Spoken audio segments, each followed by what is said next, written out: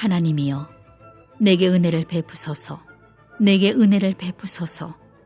내 영혼이 주께로 피하되 주의 날개 그늘 아래에서 이 재앙들이 지나기까지 피하리이다. 내가 지존하신 하나님께 부르짖으며 곧 나를 위하여 모든 것을 이루시는 하나님께로다. 그가 하늘에서 보내사 나를 삼키려는 자의 비방에서 나를 구원하실지라. 셀라. 하나님이 그의 인자와 진리를 보내시리로다. 내 영혼이 사자들 가운데에서 살며 내가 불사르는 자들 중에 누웠으니 곧 사람의 아들들 중에라. 그들의 이는 창과 화살이요 그들의 혀는 날카로운 칼 같도다. 하나님이여, 주는 하늘 위에 높이 들리시며 주의 영광이 온 세계 위에 높아지기를 원하나이다. 그들이 내 걸음을 막으려고 그물을 준비하였으니 내 영혼이 억울하도다. 그들이 내 앞에 웅덩이를 팠으나 자기들이 그 중에 빠졌도다. 셀라.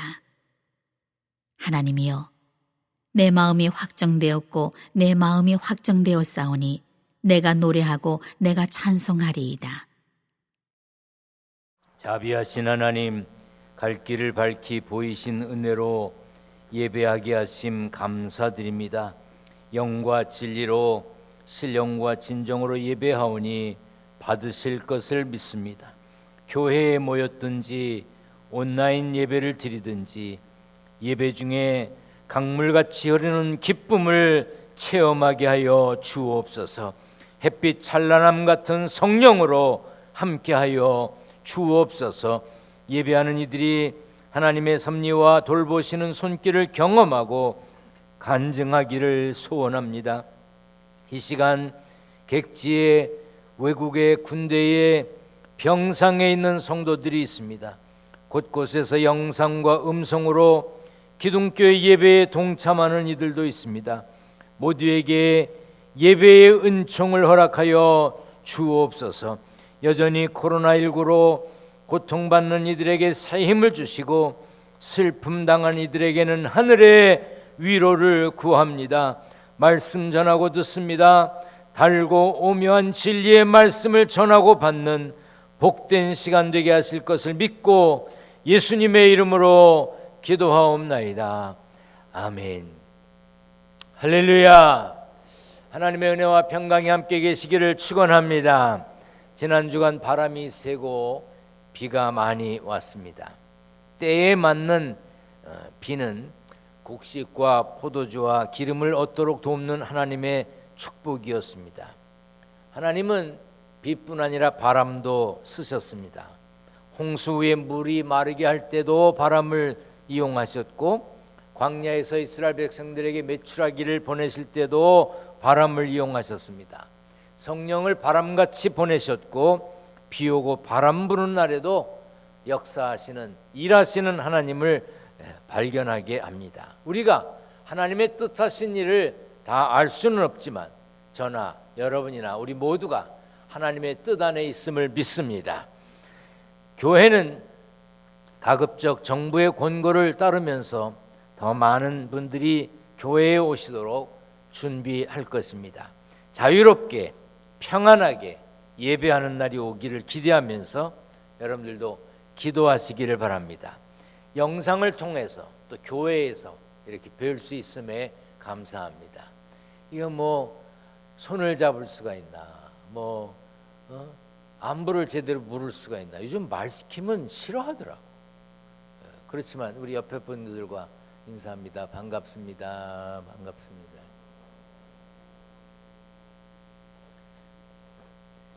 여자애들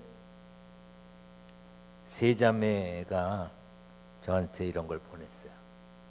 교회도 요즘 못 오는 아이들이 항상 건강하세요. 그리고 여기다 스티커에다가 와락하는 그림을 그렸어요. 와락이 뭐요? 끌어안는 그림. 예배 잘 드리고 있어요. 코로나 이겨내요. 그리고 수줍은 표정하고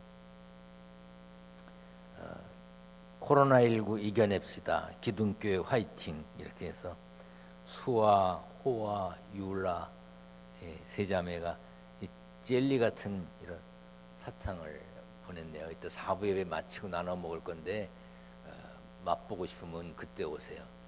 어른들이 안 보내주니까 애들이 보내주네. 그냥 하는 말이에요.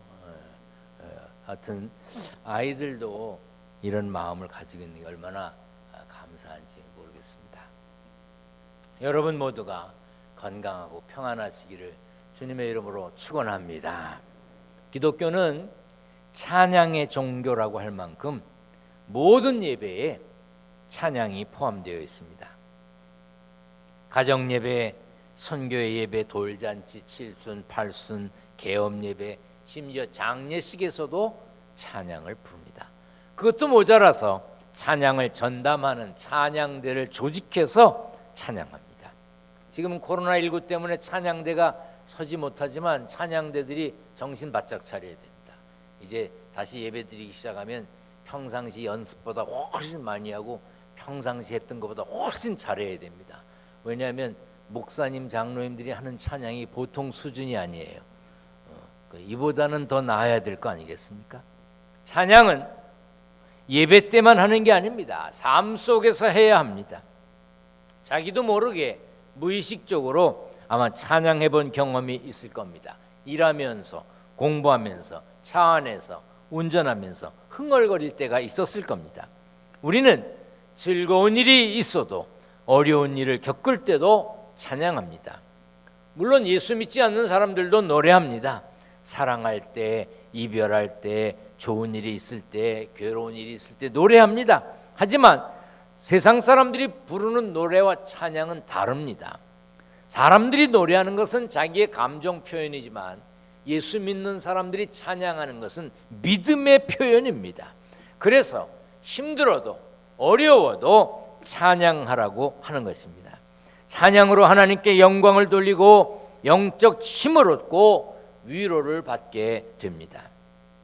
다윗은 어떤 상황에서든지 찬양을 했습니다. 찬양을 만들어서 불렀습니다. 오늘 본문은 다윗이 사울을 피해 굴에 있을 때, 굴에 숨어 있을 때 부른 노래입니다. 시편 57편은 사무엘상 24장과 유사한 내용으로 서로 연결되어 있습니다. 사무엘상 24장을 시편 57편의 역사적 배경으로 해석하는 이유가 그것입니다. 하나님은 소년 다윗을 택하시고 사무엘을 통해 그의 머리에 기름을 붓게 하셨습니다. 그때부터 다윗이 여호와의 영에게 크게 감동되었다고 했습니다. 여호와의 영에게 감동된 다윗은 소년이었지만 후에 골리앗과 싸워서도 이길 수 있었습니다. 그 일을 계기로 사람들은 사울이 죽인 자는 천천히요 다윗이 죽인 자는 만만이라고 그랬습니다. 얼마나 사람을 많이 죽였느냐를 얘기하는 것이 아니라 그만큼 사울보다 다윗이 더 위대하다, 훌륭하다고 칭송한 것입니다. 그러자 사울이 다윗을 질투했습니다. 장차 자신의 왕위를 빼앗을 사람으로 여겼습니다. 그래서 다윗을 죽이려고 했습니다. 사울이 자신을 죽이려 한다는 것을 알고 다윗은 도망가야 했습니다. 그렇게 도망가서 숨어있던 굴에서 시편 57편을 노래한 것입니다. 동굴은 안으로 들어갈수록 햇빛을 볼 수가 없습니다. 잠깐 놀러 가기에는 그저 동굴이 괜찮을지 모르지만 거기서 몇 날 며칠 혹은 오랜 기간 숨어 지내야 한다면 춥고 무섭고 외로운 곳일 겁니다. 다윗은 들키면 붙잡히면 죽는 것이기 때문에 동굴 깊이 숨어 있었을 것이 뻔합니다. 그러나 다윗은 그 동굴에서 노래했습니다. 하나님이여 내게 은혜를 베푸소서, 내게 은혜를 베푸소서. 다르게 번역된 성경을 보면 오 하나님 나를 불쌍히 여겨주소서, 불쌍히 여겨주소서 그렇게 번역했습니다. 다윗은 하나님의 은혜를 구했습니다. 은혜는 주인이나 왕이 종이나 신하에게 자신의 능력을 가지고 돕는 것을 말합니다. 다윗이 2번이나 반복해서 은혜를 구했다는 것은 그만큼 하나님의 은혜가 절박했음을 보여주는 것입니다. 우리도 은혜를 구해야 합니다. 저도 은혜를 구해야 하고 여러분들도 은혜를 구해야 합니다. 우리가 은혜를 구해야 돼. 창조주 하나님께, 능력의 하나님께 은혜를 구해야 합니다. 시편에 보면 하나님의 은혜를 구하는 구절이 많습니다. 시편 4편 1절 다 같이 읽습니다. 시작. 내 의의 하나님이여 내가 부를 때 응답하소서. 곤란 중에 나를 너그럽게 하셨사오니 내게 은혜를 베푸사 나의 기도를 들으소서. 내게 은혜를 베풀어서 내 기도를 좀 들어주세요. 나를 불쌍히 여겨주셔서 내 기도를 좀 들어주세요. 그 말입니다. 시편 31편 9절입니다. 다 같이 읽습니다. 시작. 여호와여 내가 고통 중에 있사오니 내게 은혜를 베푸소서. 내가 근심 때문에 눈과 영혼과 몸이 쇠하였나이다. 내가 고통당하고 있습니다. 내가 지금 힘들어요. 나 어려워요. 내게 은혜를 베풀어 주세요. 나 좀 불쌍히 여겨주세요. 그 말입니다. 그 밖에도 많이 있습니다. 다윗은 하나님이 자신을 위해 모든 것을 이루어 주시는 분으로 믿고 은혜를 구했습니다. 은혜를 구하는 건 나를 불쌍히 여겨주세요. 내게 은혜를 베풀어 주세요. 아무에게나 합니까? 내게 은혜를 베풀어 줄 것 같은 분을 믿고 그분에게 은혜를 구하는 거예요. 많은 분이 지금 힘든 시간을 보내고 있습니다. 그래서 나라에서 어려움을 극복하는 데 도움이 되라고 긴급 재난 지원금을 준다고 합니다. 물론 아직 안 줬지만 준다고 하니 고맙습니다. 당연히 조금씩이라도 도움이 될 겁니다. 그렇지만 우리의 어려움은 여전히 어려움으로 남아 있을 겁니다. 우리는 하나님께 은혜를 구해야 합니다. 하나님께 우리를 불쌍히 여겨달라고 해야 합니다. 우리 다 같이 한번 하겠습니다. 시작. 하나님이여 내게 은혜를 베푸소서. 내게 은혜를 베푸소서. 기도의 입을 열게 해달라고 여러분들이 이렇게 기도하시라고 자꾸 따라 하라고 하는 겁니다. 다윗은 비록 동굴에 있었지만 하나님을 믿었습니다. 그래서 이렇게 했습니다. 다 같이 읽습니다. 내 영혼이 주께로 피하되 주의 날개 그늘 아래에서 이 재앙들이 지나기까지 피하리이다. 다윗은 자신이 숨어 있는 동굴을 하나님의 크신 날개로 여겼어요. 비록 도망자의 신세로 숨어 있었지만 동굴 벽을 하나님의 날개로 여길 만큼 하나님을 신뢰했습니다. 우리도 이런 영적 상상력을 가져야 합니다. 믿음의 눈을 뜨고 영적 상상력을 발휘해 보세요. 환난의 때에 어려운 시경에 있을 때 하나님의 크신 손이 우리를 돌보시고 붙잡고 계시다. 눈동자와 같이 지켜주신다. 그런 영적 상상력을 가지고 영적인 믿음을 가지고 기도해야 합니다. 우리 다 같이 한 목소리를 읽겠습니다. 시작. 여호와께서 그들 앞에서 가시며 낮에는 구름 기둥으로 그들의 길을 인도하시고 밤에는 불 기둥을 그들에게 비추사 낮이나 밤이나 진행하게 하시니 낮에는 구름 기둥 밤에는 불 기둥이 백성 앞에서 떠나지 아니하니라. 아멘. 금년을 시작하며 우리가 붙들었던 말씀입니다. 전능하신 하나님이 앞에 계신다. 구름 기둥과 불 기둥으로 인도하시고 떠나지 아니하신다. 말씀을 100번 들으면 뭐합니까? 영적인 상상력을 가지고 힘들고 어려워도 내 앞에 하나님이 함께 계신다. 내 앞에 하나님이 함께 계신다. 내 앞에 하나님이 함께 계신다. 이런 확신이 있어야 합니다. 본문 4절 6절은 다윗이 처한 상황을 구체적으로 보여줍니다. 4절과 6절을 같이 읽습니다. 내 영혼이 사자들 가운데에서 살며 내가 불사르는 자들 중에 누웠으니 곧 사람의 아들들 중에라. 그들의 이는 창과 화살이요 그들의 혀는 날카로운 칼 같도다. 그들이 내 걸음을 막으려고 그물을 준비하였으니 내 영혼이 억울하도다. 그들이 내 앞에 웅덩이를 팠으나 자기들이 그 중에 빠졌도다. 원수들이 나 빠지라고 구덩이를 팠어. 그런데 자기가 파놓고 지가 빠졌어. 여러분, 우리 빠지라고 원수가 구덩이 팠다가 지가 빠지는 걸 보는 역사가 있는 거예요. 아멘. 그것은 뭐냐면 원수를 구덩이에 빠뜨린 걸 통쾌하게 여긴다는 뜻이 아니라 원수가 나 빠지라고 구덩이를 파놓아도 하나님이 우리를 지키신다는 겁니다.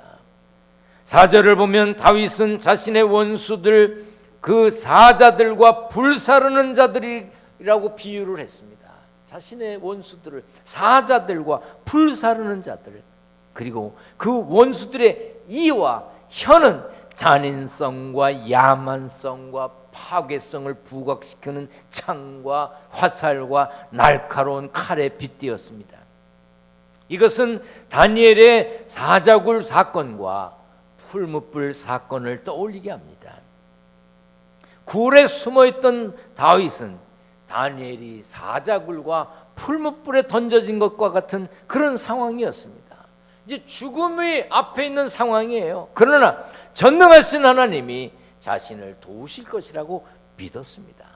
자신을 도우실 것을 분명히 믿은 다윗이 이렇게 노래했습니다. 찬양했습니다. 두 번을 같이 읽겠습니다. 시작. 하나님이여 내 마음이 확정되었고 내 마음이 확정되었사오니 내가 노래하고 내가 찬송하리이다. 하나님이여 내 마음이 확정되었고 내 마음이 확정되었사오니 내가 노래하고 내가 찬송하리이다. 다윗은요 자기 마음이 확정되었다고 두 번이나 반복해서 말했습니다.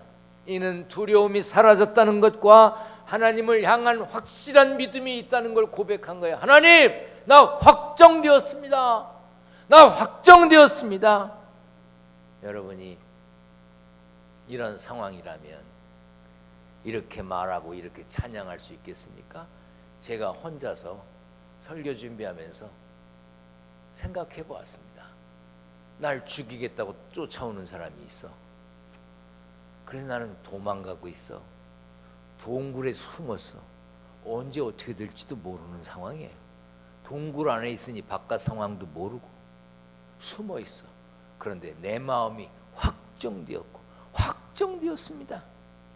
이 확정되었다는 말을 영어 성경에 보면요, steadfast라고 하는 단어를 쓰는데 확고하다, 변함이 없다, 움직임이 없다, 튼튼하다, 굳건하다, 그런 뜻이에요. 하나님, 내 마음이 확실합니다. 흔들림이 없습니다. 튼튼합니다. 꿋꿋한 믿음을 가졌습니다. 나 어떤 상황에서도 변함이 없습니다. 그리고 이렇게 고백을 했으니 하나님이 안 지켜줄 수가 있겠냐고. 코로나19로 어려운 시간을 보내고 있는 이때 여러분들도 다윗과 같은 고백을 하십니까? 우리의 마음이 확정되고 확정되었다면, 우리의 믿음이 견실하여 흔들리지 않는다면, 우리의 시선이 믿음의 주여 또 온전케 하시는 이인 예수님만 바라보고 있다면 하나님이 합력하여 선한 길로 인도하실 줄 믿습니다. 그 길의 주인공이 되시기를 축원합니다. 그러므로 힘들어도 조금 더 버텨야 합니다. 조금 더 버티셔야 합니다. 조금 더 견딥시다. 조금 더 견뎌야 합니다. 조금 더 참고 조금 더 참고 조금 더 힘내고 조금 더 힘내야 합니다. 지금의 고난과 역경을 이겨내고 오히려 즐긴다면, 이 역경과 어려움을 즐기라니까 신난다, 뭐 그렇게 하라는 얘기가 아닙니다. 기꺼이 감당한다는 뜻이에요. 이 고난과 역경을 이겨내고 기꺼이 감당한다면 하나님께서 행하시는 놀라운 일을 보게 될 것입니다. 문제는 우리예요. 문제는 저하고 여러분입니다. 하나님은 우리를 떠나지 않으시는데 우리가 하나님을 떠날 때가 있는 거예요. 가정에서, 일터에서, 고난과 역경 속에서 하나님은 여전히 우리 앞에 계시는데 우리가 하나님을 등질 때가 있고 하나님을 외면할 때가 있고 하나님을 보는 것 같아도 보는 둥 마는 둥 하는 게 문제라 이 말이에요. 우리는 어려움 속에서도 다윗처럼 고백하며 살아야 합니다. 다시 한번 다 같이 해보겠습니다. 시작. 하나님이여 내 마음이 확정되었고 내 마음이 확정되었사오니 하나님 내 마음이 흔들림이 없습니다. 내 마음 분명합니다. 내 마음 확실합니다. 나 확정되었습니다. 그 다음에 뭐라 그랬지요? 그 다음에 다 같이 합니다. 시작. 내가 노래하고 내가 찬송하리이다. 나 마음 변함없어요. 나 틀림없습니다. 나 흔들리지 않습니다. 그래서 하나님을 찬양합니다. 하나님께 노래합니다. 그러니 하나님이 지켜주시는 겁니다. 힘들어도 어려워도 찬송하며 기도하며 사는 믿음의 생활, 승리의 생활의 주인공이 되어야 합니다. 다른 사람이 기도하는 거 구경이나 하고 다른 사람이 찬양하는 거 구경하고 아이고 이런 상황에서도 기도하러 다니네. 아 이런 상황에서도 기도하네. 아 이런 상황에서도 노래하네. 아이고 아주 맛이 갔구만. 아이고 이런 상황에서도 찬송하네. 다른 사람이 하는 걸 구경하는 자가 아니라 내가 주인공이 되어야 한단 말이에요.